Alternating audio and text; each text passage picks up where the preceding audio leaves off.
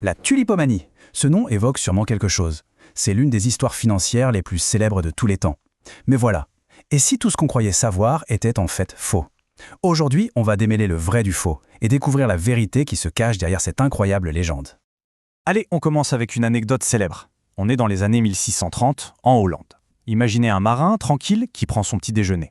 Pour accompagner son poisson, il attrape ce qu'il pense être un simple oignon. Sauf que, ce qu'il ne sait pas, c'est qu'il vient de croquer dans une véritable fortune.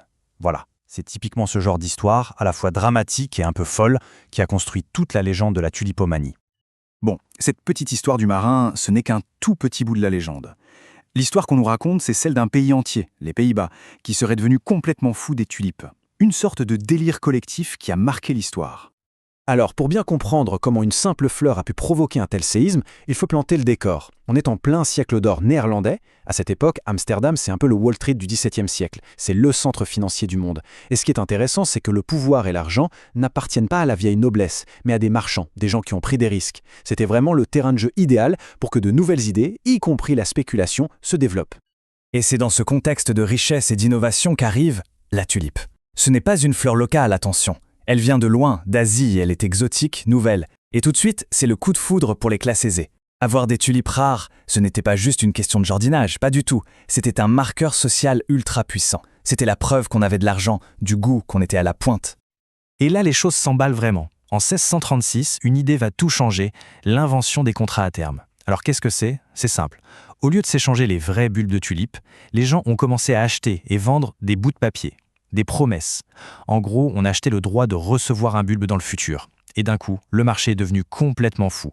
On n'avait même plus besoin de voir la fleur pour spéculer sur son prix. Tout est devenu abstrait.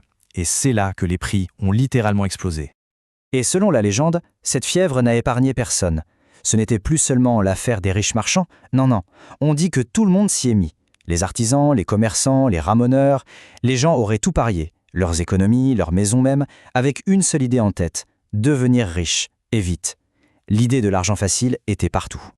Et pour donner une idée du délire, au plus haut de la vague, un seul bulbe d'une variété rare pouvait coûter jusqu'à 5000 florins. 5000 !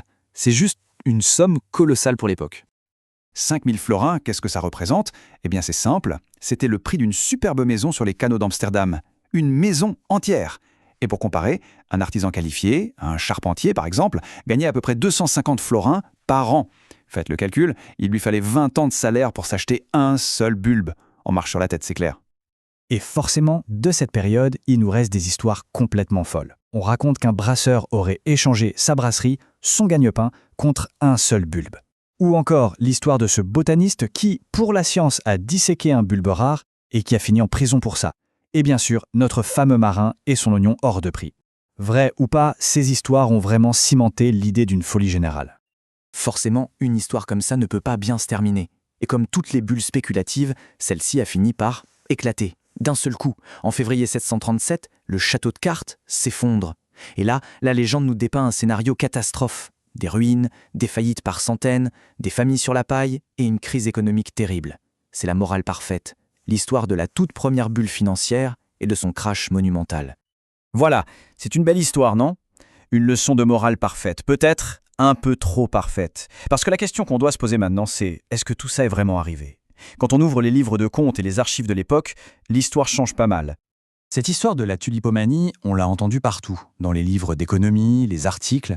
C'est l'exemple parfait pour dire attention à la spéculation. Sauf que depuis quelques années, des historiens se sont mis à douter. Ils ont regardé les faits de plus près et se sont demandé, mais au fond, est-ce que ça s'est vraiment passé comme ça? Et la réponse est, eh bien, elle est assez choquante. D'après les recherches les plus récentes, notamment celle de l'historienne Anne Goldgar, quasiment rien de cette histoire n'est vrai. Le récit qu'on vient de faire, c'est en grande partie un mythe. La réalité, elle, est beaucoup moins explosive, mais en fait, elle est bien plus fascinante. Bon, alors si l'histoire de la grande folie nationale est fausse, qu'est-ce qui s'est vraiment passé? Qu'est-ce qu'on trouve dans les archives? C'est le moment de faire le tri entre la légende et les faits. Le tableau qui ressort des archives est radicalement différent. D'abord, l'idée d'une frénésie qui touche tout le pays, c'est faux. En réalité, ça concernait un cercle assez restreint de marchands, de spécialistes. Ensuite, la grande dépression économique qui aurait suivi le crash, elle n'a jamais existé. Et le plus fou, c'est ce qu'Anne Goldgar a découvert. Elle n'a trouvé aucune, mais alors aucune, trace de faillite directement causée par cette histoire de tulipes. Zéro. nada. Du coup, ça nous amène à une question encore plus fondamentale. Est-ce qu'on peut même parler d'une bulle financière? Une bulle, par définition, c'est quand le prix d'un bien est totalement déconnecté de sa valeur réelle, quand c'est juste de la pure spéculation. Mais pour les tulipes, ce n'était pas si simple. Elles avaient une valeur bien réelle pour les gens de l'époque. Ok, alors si ce n'était pas que de la spéculation, d'où venait cette valeur? Pourquoi les gens étaient-ils prêts à payer autant pour une fleur? Qu'est-ce qui rendait les tulipes si spéciales? Il faut bien comprendre que la tulipe, au XVIIe siècle, c'était l'équivalent d'un sac de luxe ou d'une montre de collection aujourd'hui. C'était nouveau, ça venait de loin, c'était rare. Et les plus chères, celles avec des flammes de couleur, elles étaient uniques. Et le plus drôle, c'est que cette beauté incroyable venait d'un virus. Ce virus infectait le bulbe et créait des motifs impossibles à reproduire. Chaque fleur était donc une œuvre d'art unique. Et ce n'était vraiment pas qu'une question d'argent, c'était une question de statut social. Quand on possédait une tulipe rare, on montrait qu'on était riche, bien sûr, mais aussi qu'on était cultivé, qu'on avait du goût. Le summum du chic, c'était de se faire son portrait en tenant fièrement sa tulipe la plus précieuse. Donc on se retrouve avec deux histoires complètement différentes. D'un côté, le mythe, le grand drame de la folie spéculative. De l'autre, la réalité, beaucoup plus calme, plus nuancée. La question c'est, pourquoi est-ce que c'est le mythe qui a gagné? Pourquoi cette version exagérée est-elle celle que tout le monde connaît? La raison est toute simple en fait. Le mythe est une bien meilleure histoire. C'est plus simple, plus spectaculaire, il y a une morale claire à la fin, l'avidité, c'est mal.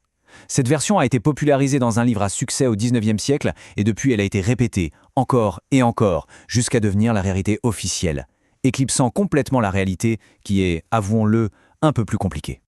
Et tout ça, ça nous amène à une dernière pensée. Au fond, cette histoire de tulipomanie, ce n'est pas juste une histoire de fleurs au XVIIe siècle. C'est une excellente leçon sur notre tendance à préférer les belles histoires simples aux faits complexes. Et ça nous pousse à nous poser une question pour aujourd'hui.